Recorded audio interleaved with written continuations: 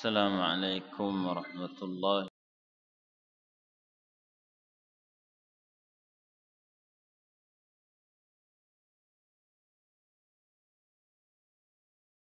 رب العالمين، والصلاة والسلام على أشرف الأنبياء والمرسلين سيدنا ومولانا دعا بدعوته وسن بسنته إلى يوم الدين.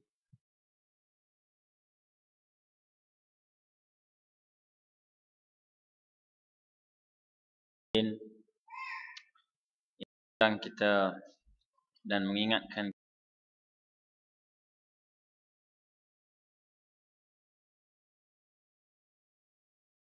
saya untuk menyahut Allah Subhanahu.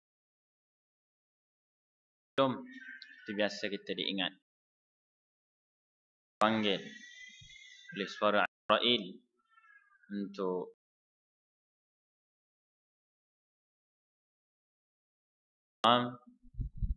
yang tadi mengajak kita untuk Allah Subhanahu wa taala.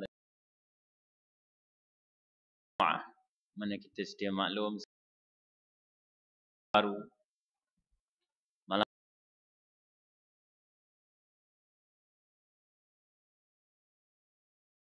soalannya, sungguhnya Allah Subhanahu wa taala jawab dengan menurunkan surah yang namanya surah Al-Jum'ah. Dia tak ada surah lain, surah Al-Ahad, surah Al-Arbi'a, surah Al-Khamis, tapi suratul Jum'ah. Bahkan dalam ayat tadi Allah Subhanahu, kita yang buat tak faham apa dia, iaitulah selalu ni tazkirah pun diingat di mana-mana juga. Itulah dia, a'udzubillahi minasyaitonirrajim, ya ayyuhalladzina amanu idza nudiya lis-salati min yaumil jum'ah fas'au ila dzikrillahi wa dzarul bai'. Sayangnya Allah dengan kita ni, adab tata cara hari Jumaat pun diajarkan, iaitu idza nudiya lis-salat, bila dipanggil berkumandang saja azan pertama, Allahu akbar, Allahu akbar, zuhur tengah hari Jumaat, apa kata Allah? Fas'au ila dzikrillah, hendaklah mengingati Allah, wa dzarul bai'. Di sini ada perintah. Tapi perintah tadi membawa hukum larangan pada semua aktiviti yang kita kiaskan padanya, yang mana Allah sebut wa dzarul bai', tinggalkan urusan bai', urusan jual beli, semua urusan. Tengah meeting ke, ya, katalah Sultan Sulu tengah meeting pun dia kena berhenti. Azan Jumaat. Apatah lagi yang lain-lain, meniaga. Tengah rancak ni. Iblis dan syaitan kata beli, jual. Waktu itu haram hukumnya transaction, jual beli. Tu kita je yang tak faham. Waktu itulah dia baru nak menyalakan puntung rokok dia, startlah bersembang. Lahat datu macam mana? Itu baru dia nak bersembang pasal lahat datu. Sedangkan Allah sebut apa tadi? Wa dzarul bai', tinggalkan semua urusan jual beli, urusan apa pun tinggalkan, masuk untuk segera mengingati Allah Subhanahu wa taala. Maknanya sampai situ kan Nabi SAW bagi tahu, malaikat ni tunggu pada setiap pintu masjid. Pintu siapa datang, siapa pertama kali datang dia dapat apa? Faka'annama qarraba badana. Siapa mula-mula datang dia dapat badana, seekor unta. Bila azan saja Allahu akbar, Allahu akbar, malaikat bagi last call. Naik saja khatib ke atas mimbar, malaikat pun tutup buku untuk malaikat mendengar khutbah bersama-sama dengan para makmum. Habis rugilah yang datang tengah khutbah, dia tak rugi, dia dapat attendance. Solat Jumaat hadir, dia tak absent. Tapi pahala tadi yang Nabi janji unta, sampailah bedah sampai biji telur je pahala dia tu dah tak ada. Orang yang Masya Allah adab menyambut hebatnya Jumaat ni, sama-sama kita fahamkan. Baik kawan-kawan kita, anak cucu kita, rakan handai, dan kita benar-benar menghargai nikmat setiap minggu datangnya hari Jumaat untuk kita. Dalam bacaan surah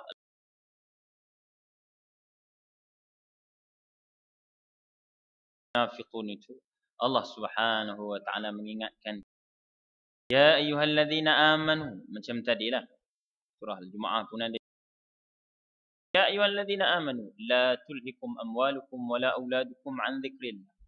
Janganlah kerana anak-anakmu dan harta bendamu menjadikan kamu lalai dari mengingati Allah Subhanahu wa taala. Kerana barang siapa, kata Allah, yang melakukan fa ulaika humul khasirun, mereka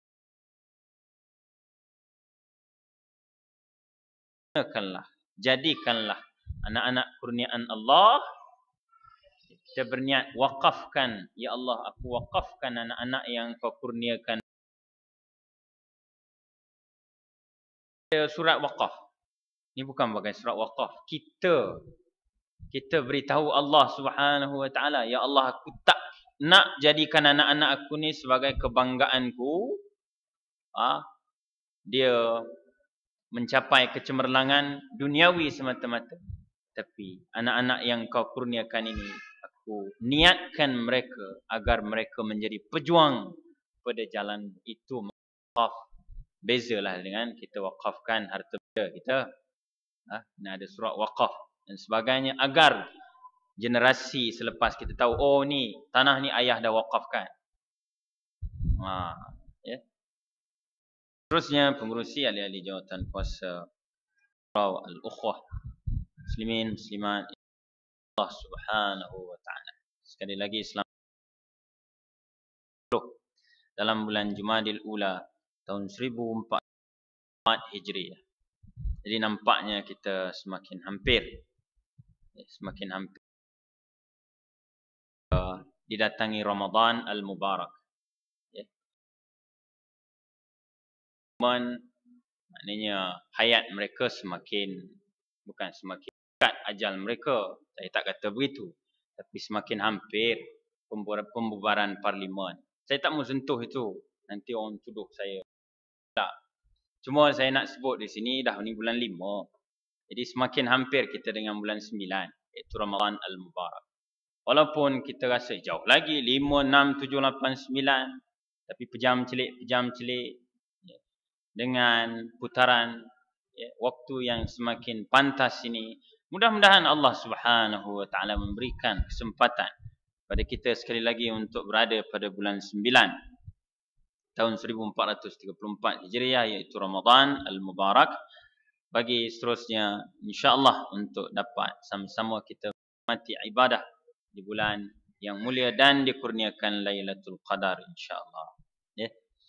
Jadi sementara menunggu Ramadan al-Mubarak itu, kita teruskan agenda perbincangan ilmiah kita, menerusi sembang-sembang kita daripada al-i'jazul ilmi, mukjizat ilmiah, iaitu perkhabaran dari Nabi sallallahu alaihi wasallam sebagai penjelas atau penafsir kepada ayat-ayat Al-Quran, khususnya dalam tajuk yang kita bincangkan ini berkenaan dengan ilmiah, berkenaan dengan tanda kekuasaan Allah Subhanahu wa taala.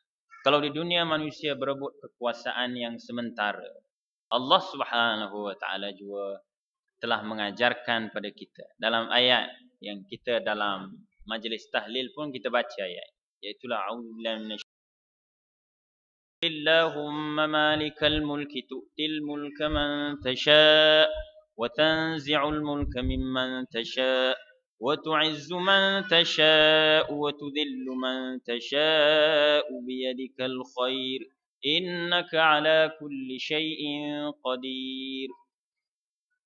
Sadaqallahul azim.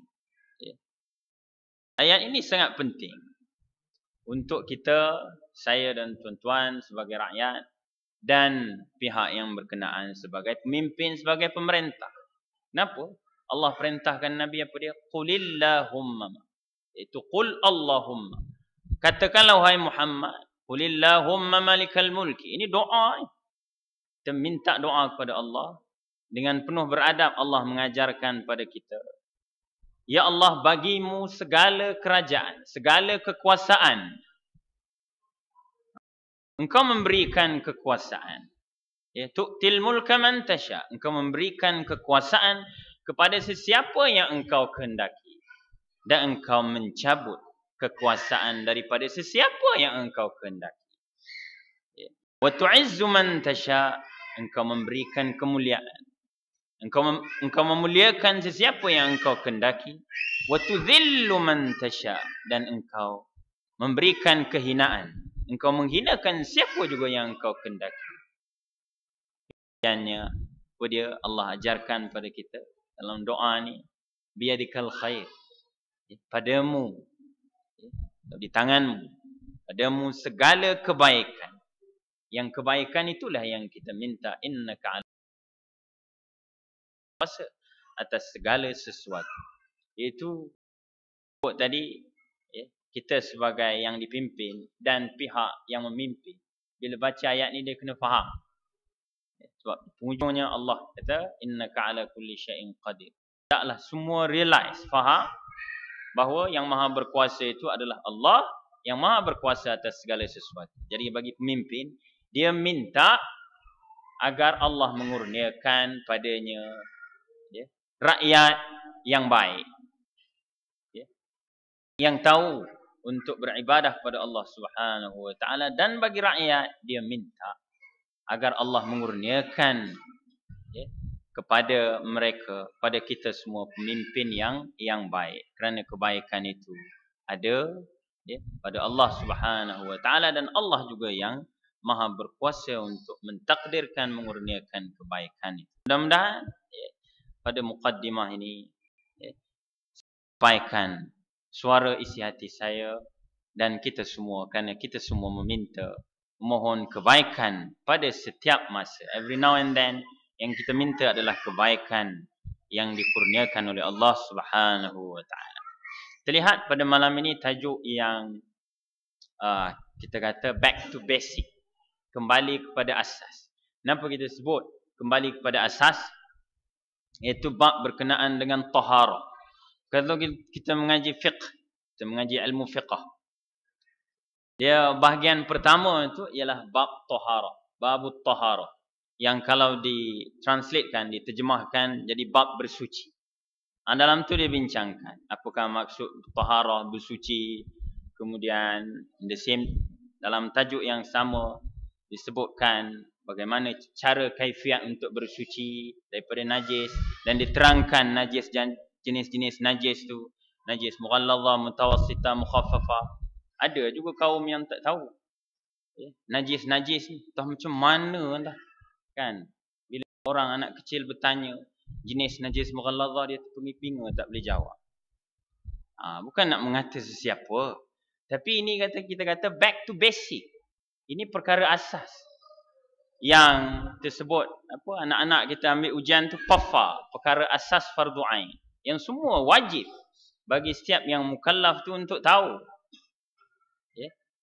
Jadi bukan sekadar kita malu pada manusia, tapi malu pada Allah Subhanahu wa taala, kerana bab yang paling asas ini pun masih ada sebahagian daripada kita yang tidak dapat menguasai dan mendalaminya.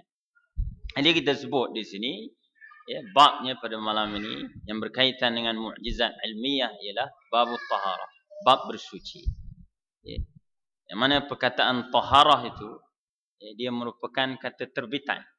Kata terbitan taharah atau tahur, atau disebut juga tuhur. Dia boleh jadi tahur, tuhur yang membawa maksud pengertian at-tathur. Nanti kita sebutkan beza di antara taharah atau tahur itu dengan at-tathur. Baik, sebelum itu kita lihat dalilnya. Ya, asas perbincangan kita iaitu beberapa hadis dari Nabi sallallahu alaihi wasallam. Yang pertama yang dikeluarkan oleh Imam Muslim Allah Taala yang meriwayatkan hadis yang kita pun jumpa dalam kitab hadis 40 yang dikarang oleh Al-Imam An-Nawawi rahimahullahu taala. Iaitu hadisnya berbunyi Bismillahirrahmanirrahim. Sabda Nabi sallallahu alaihi wasallam, "At-tuhuru syatrul iman, walhamdulillahi tamla'ul mizan, wa subhanallahi walhamdulillahi tamla'ani aw tamla'u ma baina as-sama'i wal ard, was-salatu nur, was-sadaqatu burhan, was-sabru diya, wal Qur'anu hujjatun laka aw 'alaika, kullu an-nas yaghdu fabayi'un nafsahu famu'tiquha aw mubiquha." Kemudian saya sebut lagi sebelum kita lihat sekian hadis ini, hadis yang diriwayatkan dalam jalan periwayatan yang lain yang diriwayatkan oleh Al-Imam At-Tirmidzi dan begitu juga Al-Imam An-Nasa'i dalam Kitabut Taharah dan Sunanuha dan sunnah-sunnahnya. Bahawa An-Nasa'i, Al-Imam An-Nasa'i meriwayatkan bahawa Nabi sallallahu alaihi wasallam bersabda, "Isbaghul wudu'i syatrul iman." Beza pada muqaddimah atau pembukaan hadis tadi. Yang hadis yang pertama tadi Nabi kata, "At-tuhuru syatrul." Semua jenis perkara yang melibatkan bersuci itu apa dia? Syatrul iman. Syatrun maknanya separuh. Maknanya paruh daripada iman kita ini ada pada perbincangan bab bersuci. Siapa yang tidak tahu bersuci, maka dia tidak dapat melaksanakan. Dia tak boleh nak implement hukum-hukum atau ibadah-ibadah yang mahdah yang dimestikan oleh Allah Subhanahu wa taala, kerana ibadah tadi dia mesti start with bermula dengan at-taharah. Oleh sebab itulah tadi Nabi kata apa? Bersuci itu dengan perincian-perinciannya, bahagian-bahagiannya itu adalah separuh daripada iman. Pada hadis ini kata Nabi sallallahu alaihi wasallam, "Isbaghul wudu'i syatrul iman." Iaitu menyempurnakan wudu itu adalah sebahagian daripada iman. Nak menunjukkan betapa pentingnya perbincangan bab taharah, bab bersuci ini, dan begitu juga bab wudu itu sendiri. Kalau kita lihat, oh simple. Kita boleh ajar anak kita. Macam mana mungkin kita kata simple dan kemudian kita tidak mengendahkannya. Bahkan kita rely on, tak apa, ustaz dah ajar, ustazah dah ajar. Kita tak cek pun anak-anak kita tu wuduk dia macam mana. Sedangkan Jibril alaihi salatu wassalam didatangkan khas oleh Allah Subhanahu wa taala untuk mengajarkan Nabi sallallahu alaihi wasallam. Dalam kitab Sirah Nabawiyah dijelaskan Jibril dia menendang dengan tumit kakinya dan kemudian gush keluar mata air, dan dengan mata air itu Jibril menunjukkan pada Nabi sallallahu alaihi wasallam kaifiat wudu yang sempurna, yang sudah tentu bermula dengan al-madmadatu wal istinsyaq, iaitu dengan berkumur-kumur dan memasukkan air ke dalam hidung dan mengeluarkannya. Bagi kita terutamanya yang dah terlambat, imam dah start dah, Bismillahirrahmanirrahim, dia baru nak datang untuk solat Jumaat. Solat lain tak apalah, mungkin dia boleh take time. Ini solat Jumaat ni terlambat, dia pun pantas ambil yang wajib sahaja. Tapi bila kita bincangkan buat wuduk ni, Jibril dia mengajarkan daripada A to Z, termasuklah yang sunat tadi. Memang nampak dia sunat, dia tak wajib. Tetapi kerana Nabi sebut tadi isbaghul wudu, iaitu menyempurnakan wudu. Bila kata sempurna yang wudu itu mesti dimulakan dengan tadilah al-madmadatu wal istinsyaq, basuh tangan kemudian berkumur-kumur dan membersihkan. Kenapa begitu? Kerana di situ ada kesempurnaan pada bersuci itu sendiri. Bersuci tidak hanya melepaskan yang wajib. Tak apalah lepaskan yang wajib. Wa innama kita laksanakan sesuai dengan apa yang diajarkan oleh Allah Subhanahu wa taala melalui Jibril kepada Nabi sallallahu alaihi wasallam, dan kemudian kerana insan pertama yang menerima Islam ini adalah isteri baginda iaitu Khadijah binti Khuwailid radhiyallahu anha, Nabi pun terus balik ke rumah, terus mengajarkan kepada isterinya Khadijah binti radhiyallahu anha. Jadi tak salah kalau kita sebagai suami, kita balik, kita nak cek wuduk isteri kita. Ada pernah kita cek wuduk isteri kita? Ke kita kata, ish, takkan nak cek, dia dah besar panjang dah. Ini bukan kira besar, bukan kira panjang. Ini kira concern kita. Tanda kasih sayang cinta kita kepada isteri kita itu. Jom kita wuduk sama-sama. Atau bincang. Ini kita kata back to basic. Benda yang paling asas. Tetapi di situ ada mukjizat ilmiah padanya. Kenapa dengan jelas Nabi sebut isbaghul wudu'i syatrul iman. Menyempurnakan wuduk itu adalah separuh daripada. Baik. Seterusnya kita sentuh sedikit maksud hadis secara keseluruhan. Kata Nabi, walhamdulillahi tamla'ul mizan. Ucapan sebutan alhamdulillah itu memenuhi timbangan. Memenuhi timbangan. Subhanallah walhamdulillahi tamla'an. Ucapan atau zikir subhanallah dan alhamdulillah itu kedua-duanya memenuhi di antara langit dan bumi. Gambaran besarnya pahala mengucapkan atau berzikir dengan subhanallah dan alhamdulillah itu, kata Nabi, kiasannya pahala yang kita dapat itu memenuhi ruangan di antara langit dan bumi. Ini besar pahalanya itu tadi. Kemudian Nabi menerangkan wassalatu nur, bahawa salat itu cair. Kan tadi dimulakan dengan wudu. Dan Nabi pun menyebutkan la salata liman la wudu'alah. Tiada salat bagi yang tidak berwudu. Tapi kalau emergency case, ni yang geger kata Selangor tak ada air lah, loji sana langat lah, lungut lah, kan? Katalah dia nak sangat, saya tak nak. Kita berdoa semoga Allah Subhanahu wa taala mencukupkan semua keperluan kita. Dia nak sangat, biar dia je. Kalau itulah yang dia nak, tak ada air, tapi dia kena bersedialah ni mengaji taharah ni. Apa nak dibuat bila ketiadaan air? Nanti kita sebut ayat yang kita pun sedia maklum, perbincangan tentang kaifiat wudu dan bersuci secara keseluruhan.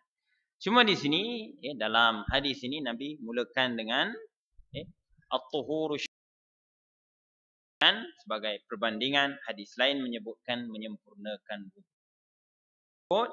Tidak sah salat seseorang melainkan dia memulakannya atau berwuduk terlebih dahulu.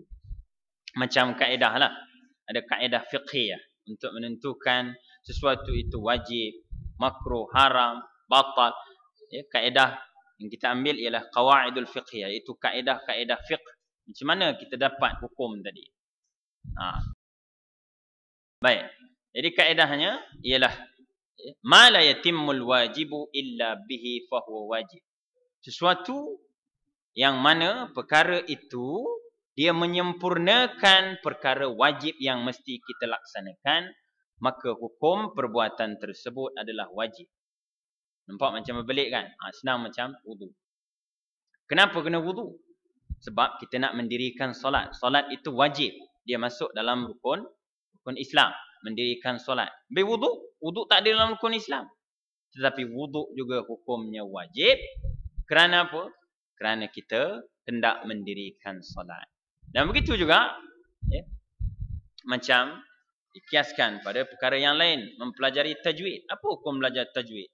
Tak ada pun dalam kitab tajwid itu disebut wajib fardu ain untuk mempelajari tajwid. Tapi dia sebut di situ Orang yang hendak membaca Al-Quran, maka wajiblah dia mempelajari tajwid. Fahamlah, takkan kita tak nak baca Al-Quran. Jadi apabila kita hendak membaca Al-Quran, maka hukum mempelajari kaifiat bacaan Al-Quran atau kita sebut ilmu tajwid itu menjadi wajib kerana kita hendak membaca Al-Quran. Macam tu jugalah. Kita nakkan negara. Kita nakkan pemimpin yang baik. Maka memilih pemimpin yang baik itu hukumnya wajib. Jadi apa kaitannya pilih pemimpin yang baik itu? Iaitu kita ada saluran pilihan raya. Maka hukum pilihan raya itu, hukum mengundi itu menjadi wajib kerana kita wajib memilih pemimpin yang baik. Dia begitu kaitan dia. Baik, berbalik kepada bab bersuci ini tadi. Apa dia? Kata Nabi SAW, was-sadaqatu burhan. Sedekah tu dia bukti. Bukti iman kita, antaranya ialah dengan kita bersedekah, tenaga dan begitu juga harta benda kita. Kemudian was-sabru dia, bahawa bersabar dalam menghadapi ujian itu ialah cahaya. Cahaya yang menerangi kehidupan kita. Kemudian wal Qur'anu hujjatun laka aw 'alaik. Yang ini kita faham betul-betul. Kaedah huruf jar, kata sendi dalam bahasa Arab. Dia lam dengan ala. Ala tu atas. Yang ini laka, bagimu. Jadi kata Nabi, wal Qur'anu hujjatun laka. Quran itu menjadi hujjah untukmu. Iaitu bacaan Al-Quran yang kita baca itu nanti, dia akan menjadi pembela kita. Ya Allah, si fulan ini telah membaca Al-Quran, membacaku di dunia.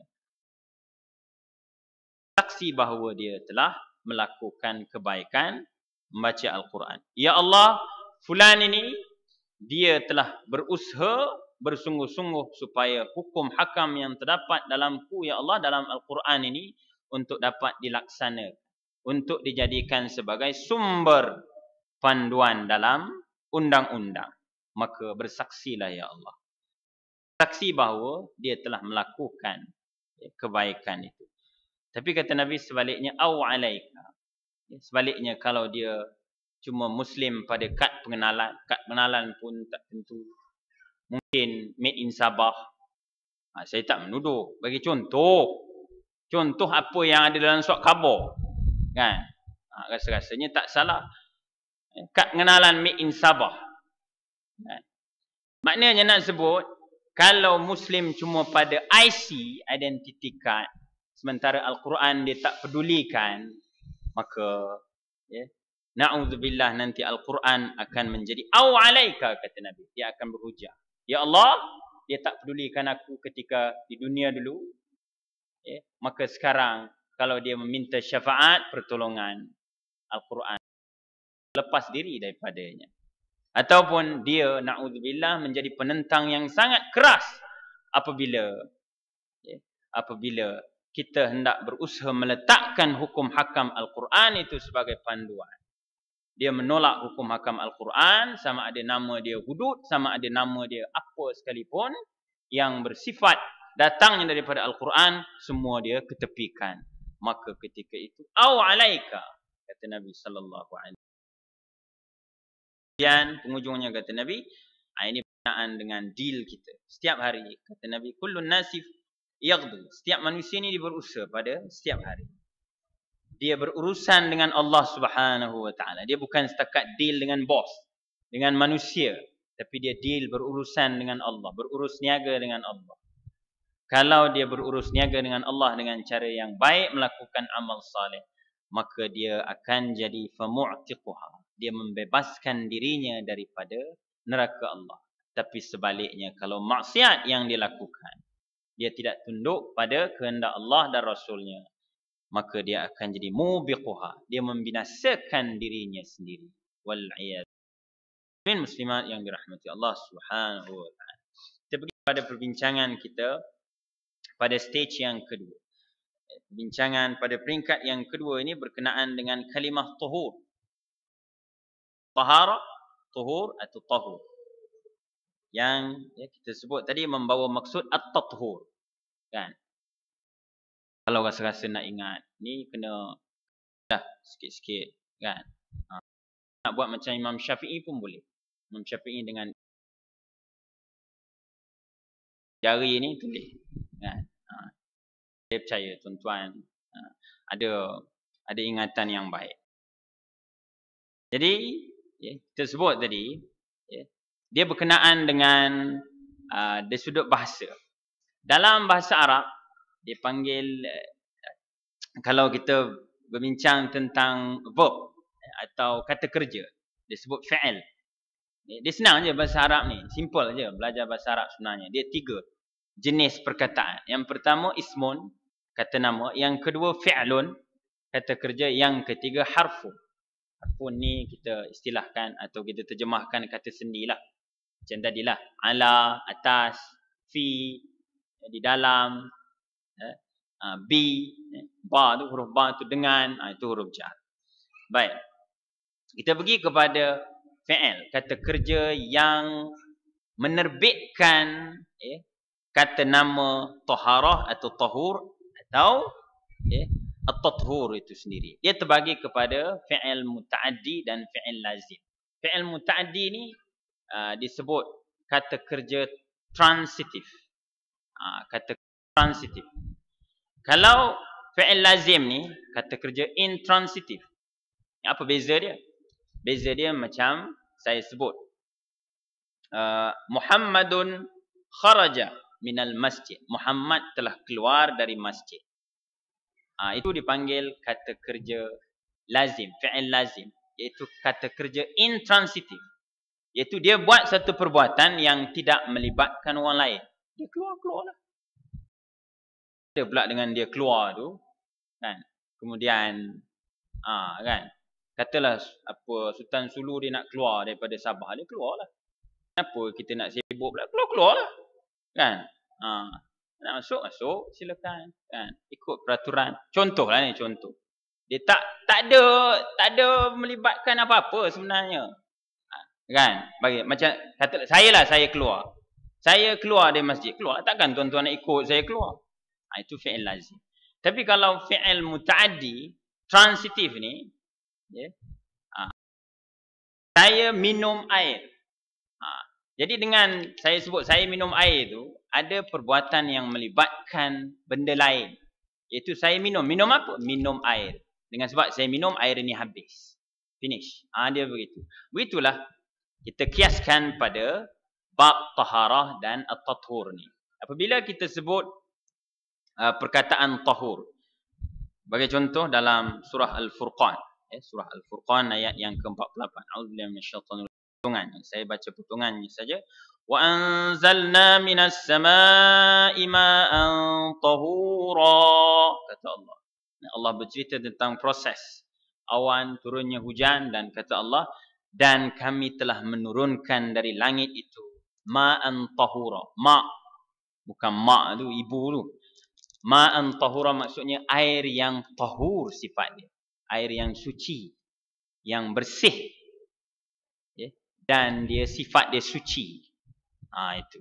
Jadi Allah dalam ayat ini menggambar, menjelaskan kepada kita bahawa sifat air itu adalah suci. Baik. Dalam ayat-ayat yang seterusnya, ayat yang lain, khususnya yang berkaitan dengan bab bersuci, maka Allah Subhanahu wa taala menggunakan jenis kata kerja transitif. Bila kita sebut kata kerja transitif, iaitu at-tathur tadi, dia menyucikan.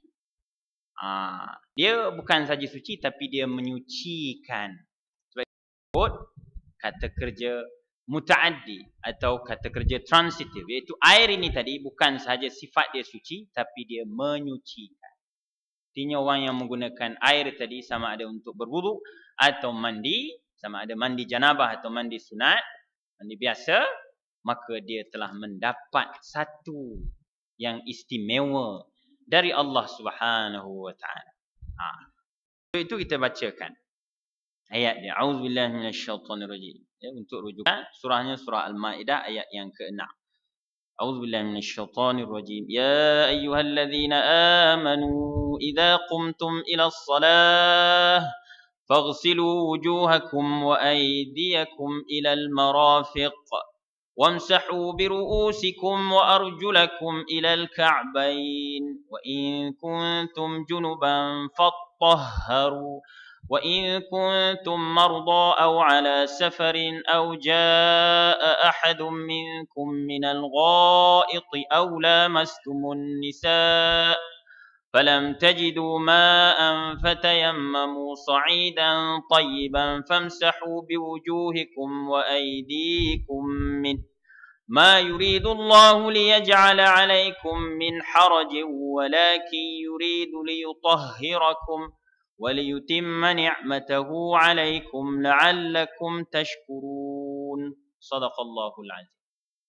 Saya tidak nak nafsirkan ayat ini secara keseluruhan, tapi nak ambil, kita ambil al-istidlal, wajhul istidlal, iaitu perkataan-perkataan yang menjadi medium perbincangan kita berkenaan dengan bab taharah ni.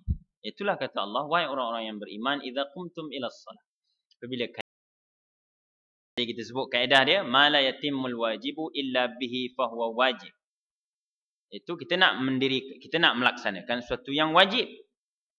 Wajib fardu ain, maka wudu itu walaupun tak ada dalam rukun Islam, tapi dia wajib kita lakukan. Sebab itu kata Allah, faghsilu. Tengok sekali lagi, tanda Allah Subhanahu wa taala kasih dan sayang pada kita. Kita bila sayang anak kita, apa kita buat? Masya Allah, kita dukung dia, kita mandikan dia, apa sajalah untuk wahai anakku. Apa saja, semua benda kita buat. Jadi Allah Subhanahu wa taala ni salah satu daripada tanda kasih sayang. Bila kita baca ayat berkenaan dengan bab dalil bab taharah ni, surah Al-Maidah ayat yang ke-6, nampak Allah jelaskan satu persatu, stage by stage. Hatta kaifiat wuduk pun Allah ajarkan pada kita. Basuhlah muka kalian, dan kemudian tangan, siku, kemudian sapu kepala. Allah Subhanahu wa taala basuh kaki sampai buku lali, Allah ajarkan. Dan kemudian kalau kata Allah, wa in kuntum junuban fatahharu. Artinya apabila kalian dalam keadaan berjunub, sebagai manusia insan biasa, sudah tentu kita mengalami keadaan dalam keadaan janabah, dalam keadaan berjunub, fatahharu, maka hendaklah kalian bersuci. Sebab itu dalam hukum fiqh, wanita yang sudah habis tempoh haid dia, maka hendaklah dia segera. Dia tak boleh melambat-lambatkan. Tak apalah, lambat-lambat tak boleh, haram hukumnya. Dia kena bersegera mandi janabah untuk dia menjadikan dirinya dalam keadaan suci. Dan kemudian dalam ayat yang sama Allah mengajarkan tentang tayammum tadi. Tadilah bila bab ketiadaan air, maka Allah sebutkan di sini, fatayammamu falam tajidu ma'an fatayammamu sa'idan tayyiban. Bila tak ada air, maka hendaklah bertayammum. Dan pada tayammum pun Allah ajarkan, sapu muka, sapu tangan. Allah ajarkan dalam ayat yang sama. Jadi kita sebut di sini, pertama Allah Subhanahu wa taala menyebutkan fatahharu. Yang kita sebut tadi kata kerjanya kata kerja transitif, iaitu yang mana menunjukkan tuntutan dari Allah Subhanahu wa taala. Same time, maksud kata kerja transitif ni agar kita sentiasa prihatin untuk memastikan, sedaya upaya kita pastikan diri kita dalam keadaan berwudu. Bagaimana caranya? Dengan kita senantiasa memperbarui wudu kita. Batal, kita ambil wudu. Ada orang bagi alasan, dia kata dia ada banyak simpanan minyak dan gas. Fahamlah tu, gas banyak sangat. Dia nak kena lepaskanlah gas, kan? Petronas nak beli gas ni, gas lain, gas istimewa, kan? Jadi Petronas pun tak beli, dia kena lepaskan gas-gas yang terdapat dalam tabung gas dia. Baik. Bila kata Allah Subhanahu wa taala di sini wafattaharu, sesungguhnya yakinlah bahawa berwuduk itu adalah merupakan satu satu penawar. Iaitu orang yang ada penyakit, dia melazimkan diri dia dengan mengambil wuduk. Dah batal, ambil lagi wuduk. Cuba menjadikan dirinya dalam keadaan sentiasa berwuduk. Hatta ada hadis di mana Nabi SAW menggesa untuk kita tidur dalam keadaan kita berwuduk. Bukankah tidur itu sendiri membatalkan wuduk? Kan? Tidur-tidur yang terlentanglah, bukan tidur dalam masjid masa tengah lainlah. Itu tertidur, dia tegak gitu kan. Dia tak terbatal. Ini tidur yang memang lying down tu. Memanglah. Tapi Nabi menggesa mulakan ibadah tidur tadi dengan berwuduk. Sampai ke peringkat itu kita nak lelapkan mata kita pun Nabi minta kita agar dalam keadaan berwuduk. Baik. Kemudian kata Allah Subhanahu wa taala di penghujung ayat ni, ma yuridullahu liyaj'ala 'alaikum min haraj. Artinya Allah tidak menghendaki daripada perintah bersuci ini tadi, Allah bukan hendak, Allah bukan menghendaki kita untuk berada dalam keadaan kesusahan, kepayahan. Macam pengalaman orang yang masya-Allah, Ustaz Rusdi kita pun, Allah Subhanahu wa taala sayang dan cinta pada beliau dan Allah uji. Kita ada mungkin sanak saudara yang berada di hospital lama, maka menjadi tanggungjawab pada kita ingatkan dia untuk dia solat. Walaupun anggota wuduk dia, maknanya kalau tadi nak wuduk, nak solat nak kena wuduk.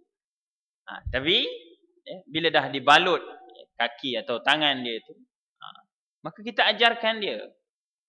Kita ambilkan dia wuduk, orang yang menjaga tu ambilkan dia wuduk setakat mana anggota yang boleh kena wuduk itu tadi, dan kemudian topak dengan tayammum. Nampak kita kata complicated? Tak ada complicated. Allah sebut di sini ma yuridullahu liyaj'ala 'alaikum min haraj. Allah tidak menghendaki dengan perintah bersuci itu untuk menjadikan kita jadi susah, sukar untuk melaksanakannya, tidak. Walakin yuridu liyutahhirakum, tapi Allah menjadikan kita dalam keadaan suci. Samalah bila kita menyelenggarakan, menguruskan jenazah mayat saudara atau saudari kita muslimin dan muslimat. Contohnya kita buat apa? Kita wudukkan mayat dulu. Dah meninggal lah, nak wuduk lagi? Yes, of course. Kita hantar dia kepada Allah Subhanahu wa taala dalam keadaan dia berwuduk. Ini dia yang kita sebut sebagai mukjizat ilmiahnya di sini, ialah kaifiat wuduk itu sendiri ada kebaikan di sudut kesihatan fizikal dan spiritual kita. Iaitu orang yang dalam keadaan bersuci, dalam keadaan berwuduk itu, spiritual dia, rohani dia, dalam keadaan sentiasa cergas dan sentiasa entusiastik, sentiasa bersemangat untuk beribadah pada Allah Subhanahu wa taala. Itu maksud. Baik, dalam bab bersuci ni, kerana bab bersuci ni dia luas. Kalau kita buka kitab karangan Syekh Dr. Zaghlul Najjar, iaitu seorang ulama mukjizat ilmiah dari Mesir, dia ada karang, dihimpunkan hadis-hadis Nabi dalam kitab dia Al-I'jazul Ilmi fi Sunnatin Nabawiyah, iaitu mukjizat ilmiah yang diambil daripada ucapan-ucapan Nabi, hadis-hadis Nabi sallallahu alaihi wasallam. Dia separatekan bab bersuci dengan bab bab yang berkenaan dengan fitrah. Tapi malam ini saya gabungkan sekali, supaya kita jelas bahawa bab bersuci ini dia adalah dia merupakan bahagian daripada fitrah itu sendiri. Di sebab itu saya bacakan di sini hadis dari Nabi sallallahu alaihi wasallam berkenaan dengan 5 perkara yang merupakan fitrah manusia. Yang mana 5 perkara ini mesti kita laksanakan. Walaupun kita lihat dari segi hukum asal dia tidak wajib. Macam tadilah wudu, tak wajib wudu. Kan? Kalau dia tidak dalam waktu solat tak wajib wudu, tapi kerana kebaikan dia yang tidak terhingga itu kita digesa untuk dalam keadaan berwudu. Begitu. Baik. Jadi Nabi sallallahu alaihi wasallam menyebutkan hadis ini dalam diriwayatkan oleh Abu Daud, Bukhari, Muslim dan juga imam-imam yang lain. Nabi sallallahu alaihi wasallam menyebutkan khamsun minal fitrah. 5 perkara, di mana 5 perkara ini merupakan fitrah. Artinya yang memenuhi keperluan kehendak manusia itu sendiri. Yang pertama al-khitan, iaitu al-khitan. Kita fahamlah bersunat. Ianya merupakan fitrah. Sebab itu di barat bila mereka kaji tentang bab khitan ni, walaupun mereka tidak memeluk Islam, mereka tak mengucapkan asyhadu an la ilaha illallah wa asyhadu anna Muhammadar Rasulullah, tapi mereka ambil ini khitan ni. Mereka berkhitan. Dan sebab itu peliklah kalau dalam dakwah kita kepada non-Muslim, kita mulakan dengan, nak masuk Islam, ni kena potong. Cik, pandai pula kita tunjuk. Ni kena potong dulu, baru boleh Islam. Siapa kata? Siapa ngajar tu? Dia Islam dulu. Ucap asyhadu an la ilaha illallah wa asyhadu anna Muhammadar Rasulullah. Dah dia masuk Islam, kemudian kita bacakan hadis ni. Atau orang yang dia mengkaji tentang Islam ini, mereka tidak lepas daripada hadis ini sebab dia berkaitan dengan fitrah. Sebab Nabi sebut di sini al-khitan itu daripada fitrah. Dibuat perbincangan lanjutan, ternyata ada mazhab yang mewajibkan khitan itu kepada lelaki, tidak kepada perempuan. Ada mazhab kita sebut di sini kerana ada bahagian pandangan kalangan para ulama Islam ini yang tidak mewajibkan khitan itu sendiri. Tetapi dari segi fitrahnya, ini adalah merupakan salah satu daripada 5 fitrah yang disebutkan. Nabi sebut di khitan yang pertama. Dalam riwayat yang lain Nabi sebut khitan ni the last one, yang terakhir. Baik. Yang kedua, wa halqul ana. Lihat ucapan Nabi sallallahu alaihi wasallam, wa halqul ana, iaitu mencukur bulu ari-ari, bulu bahagian kemaluan. Peliklah bila ada orang kata zaman tu mana ada jilet, dia kata. Hang yang tak tahu. Zaman tu lebih tajam daripada jilet. Ada lagi pisau cukur. Dia tak mengaji sirah Nabi.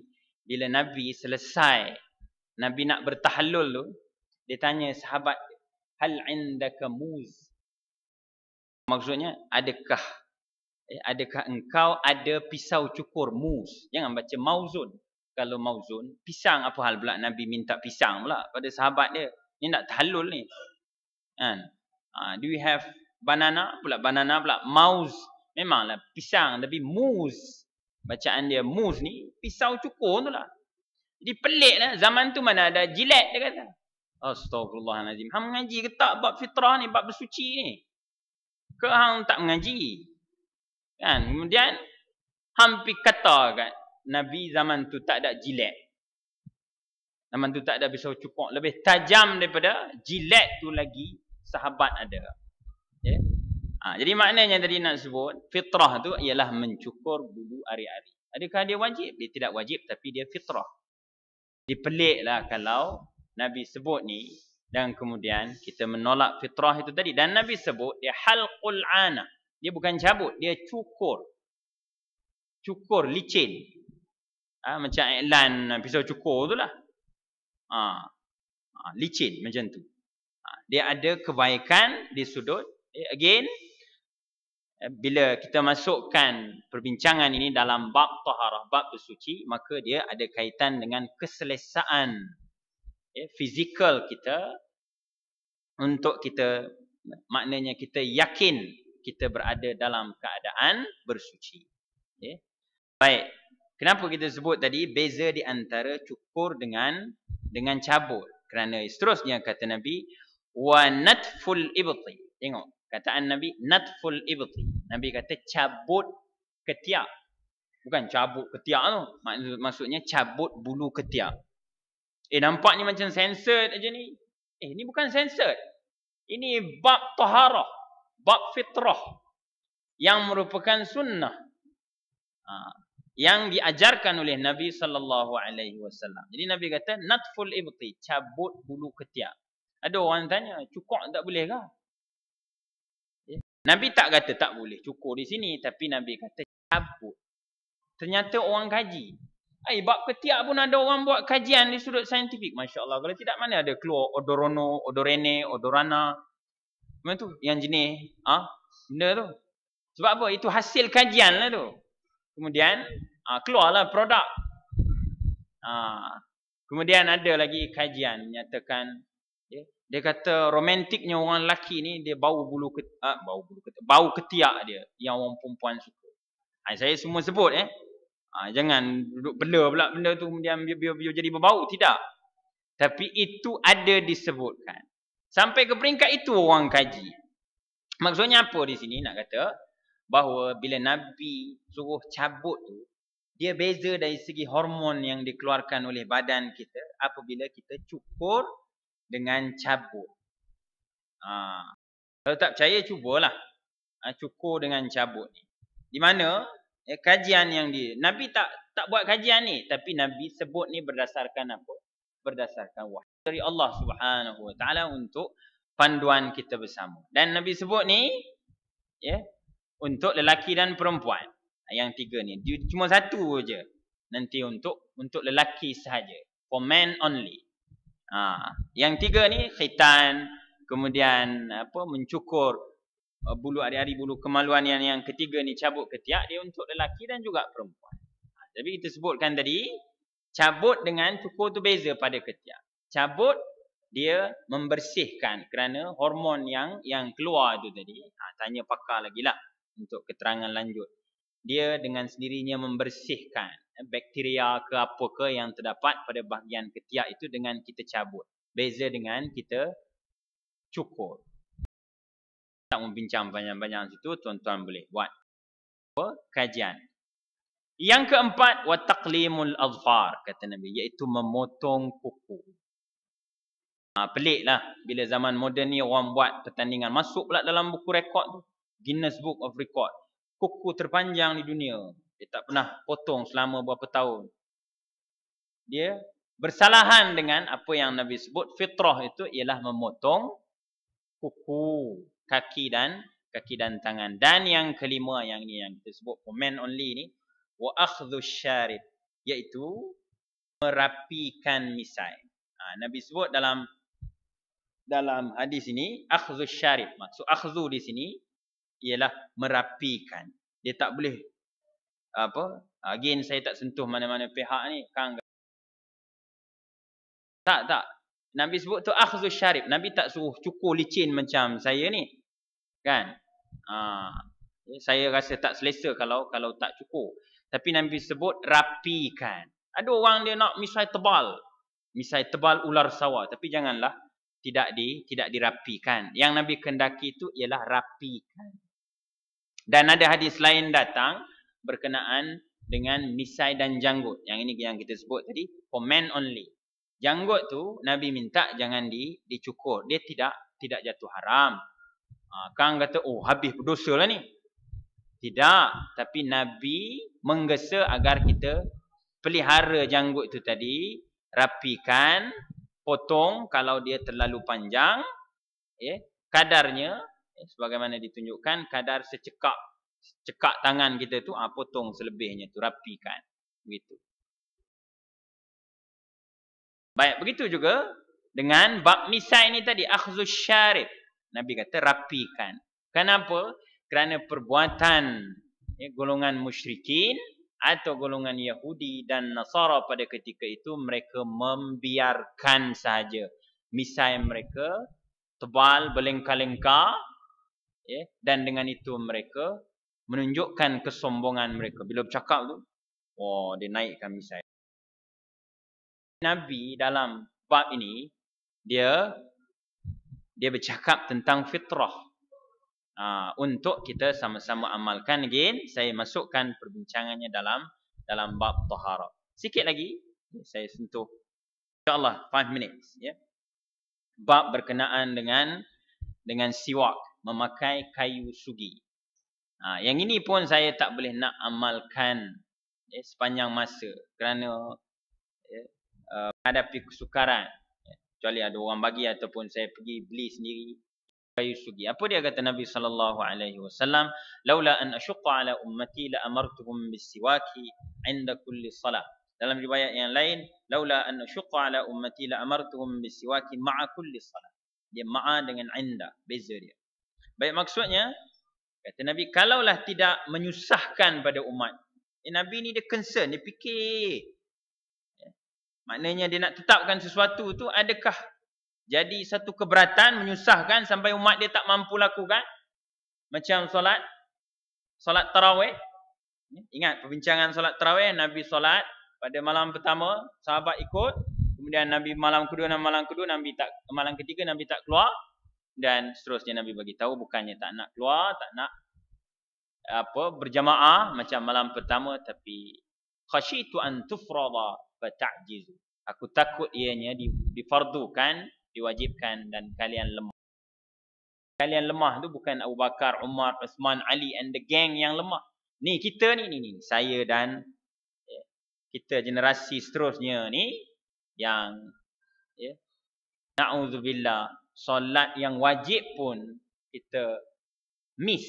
Dia sabda nalarka dia tak miss, tapi solat dia boleh miss. Apatah lagi bab-bab yang sunat ni. Jadi dalam hadis ini Nabi juga sebut, laula an asyqa ala ummati, kalaulah tidak menjadi satu kepayahan, kesusahan, keberatan pada umatku, nescaya akan aku wajibkan untuk mereka itu bersiwak. Bisiwak, untuk menggunakan kayu sugi, membersihkan mulut mereka setiap kali mereka hendak mendirikan salat. Secara ringkas, pada perintah bersugi itu, dia tahu bahawa kandungan mineral, saya lupa mineral dia tu, termasuk sodium, paling penting sebagai mineral yang membersihkan bakteria yang terdapat pada rongga mulut kita itu, ada terdapat pada kayu sugi. Dia much better daripada Florida. Kang marah pula toke-toke ubat gigi sini. Tapi kena sebutlah bahawa Florida tu terbukti di Amerika dan di Barat dia diharamkan penggunaannya kerana dia membahayakan kesihatan. Tahu kenapa masih lagi fluoride pada ubat-ubat gigi yang terdapat di pasaran. Sebutkan faktanya bahawa bila Nabi perintahkan untuk bersugi, menggunakan, suruh buang ubat gigi di rumah tu. Saya pun pakai ubat gigi di rumah. Tapi kita sebutkan dalam bab taharah, Nabi SAW juga menggunakan fresh tu, yang segar tu. Cuma sebagai adabnya janganlah bila dah guna kayu sugi tu kita letak sini, tercacak begitu dia punya bros dia tu. Kawan sebelah nak solat pun kan, mungkin ada mengeluarkan bau yang tidak menyenangkan. Pandai-pandailah bila kita sudah menggunakannya, kita simpan di tempat yang sepatutnya. At the same time kita mendapat pahala melakukan sunnah, dan kita dapat melihat betapa yang diperintahkan oleh Nabi SAW, hasil kajian yang dijalankan menunjukkan bahawa Nabi SAW ini memerintahkan atau bercakap, memberikan fakta, sesuatu faktanya yang walaupun Nabi ini dia buta huruf, dia tak baca dan tak tahu menulis, tetapi Muhammad SAW itu diyakini sepanjang zaman sebagai Rasul Allah, the messenger of Allah, yang membawa perkhabaran dari Allah Subhanahu wa ta'ala, yang mana perkhabaran atau ucapan hadis-hadis Nabi ini mengandungi mukjizat ilmiah yang menunjukkan bahawa Muhammad adalah pesuruh Allah Subhanahu wa taala, yang menafikan tuduhan dan dakwaan bahawa Muhammad itu mereka cipta membawa suatu ajaran baru, agama, dan dengan kajian seperti ini sesungguhnya menguatkan lagi keyakinan kita sebagai individu muslim dan menambahkan lagi semangat kita untuk menyampaikan agama Islam kepada siapa yang belum mengenalinya. Jadi mudah-mudahan Allah Subhanahu wa taala membimbing kita sekalian untuk dapat melaksanakan perintah Allah Subhanahu wa taala sebagaimana yang termaktub dalam Al-Quran dan sebagaimana yang diterangkan oleh Muhammad sallallahu alaihi wasallam dalam setiap sabdanya. Jadi maaf ada terlanjur perkataan sehingga ketemu di lain masa. Qauli hadza wabillahi taufiq wal hidayah. Assalamualaikum warahmatullahi wabarakatuh.